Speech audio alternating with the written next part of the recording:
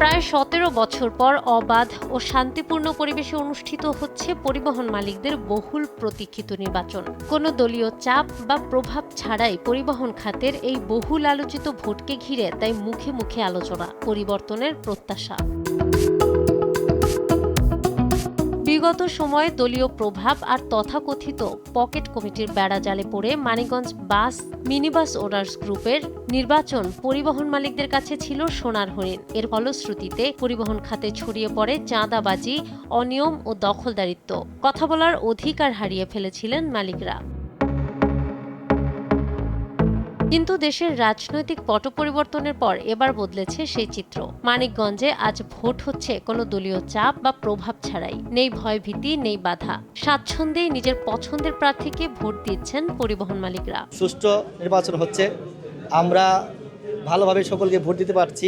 তাদের প্রতি আমার একটাই প্রত্যাশা হবে, সাধারণ যারা আছে, যারা গাড়ি চালক আর যারা কোনো বিপদগ্রস্ত হবে, যারা বিজয়ী হবেন, তারা যিনি তাদের পাশে থেকে তাদেরকে সান্ত্বনামূলকভাবে তাদের সুষ্ঠু জানি সমাধান দিতে পারে। এবারের নির্বাচনে কার্যকরী ৭ সদস্যের পরিষদের বিপরীতে প্রতিদ্বন্দ্বিতা করছেন মোট ১৪ জন প্রার্থী। সদস্য পদে লড়ছেন ৬ জন, অর্থাৎ প্রতিটি পদের বিপরীতে রয়েছে একজন করে প্রতিদ্বন্দ্বী প্রার্থী। নির্বাচনকে ঘিরে প্রার্থীদের মধ্যেও দেখা গেছে ব্যাপক উৎসাহ। তাদের প্রত্যাশা, পরিবহন খাতে ফিরবে শৃঙ্খলা, প্রতিষ্ঠিত হবে স্বচ্ছতা, আর মালিক শ্রমিক সম্পর্ক হবে আরও সুদৃঢ়। ভোটের পরিবেশটা খুব ভালো আছে, খুব সুষ্ঠুভাবে যারা ভোট দিতে পারতেছে এবং দিতেছে।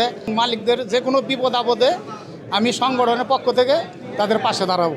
আমি যদি বিজয়ী হই, ইনশাল্লাহ সাধারণ মালিকরা যাতে ব্যবসা বাণিজ্য সুন্দর মতো করতে পারে এবং এই মানিকগঞ্জে এই পরিবহন বাসে চাঁদা মুক্ত করবো ইনশাল্লাহ। মানিকগঞ্জ জেলা bus, mini bus, micro bus, auto tempo owners গ্রুপের যে মালিক শ্রমিক বিন্দুরা আছে, আমি এদের জন্যে চাঁদা মুক্ত রাখবো এবং রুটঘাট খুলে এদের যাতে ভালো ব্যবসা বাণিজ্য হয়, এই কাজে আমি করব। এই রুটটা যাতে পরিচালনা করতে পারি চাঁদা মুক্ত, মানে কোনো চাঁদা হবে না এবং সামনে এই কোনো হয়রানি হবে না।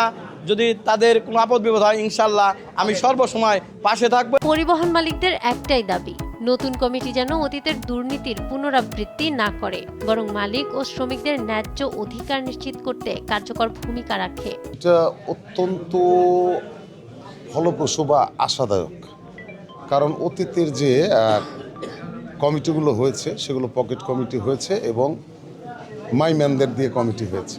এই নির্বাচনের মাধ্যমে পরিবহন সেক্টরে একটা পরিবর্তনের আভাস আমরা পেলাম। এই নির্বাচনের মধ্য দিয়ে বাস্তবায়িত হবে পরিবহন মালিকদের কাঙ্ক্ষিত পরিবর্তন, এমনটাই প্রত্যাশা সকলের। নাহার বৃষ্টি, নিউজ ডেস্ক, দেশ টিভি।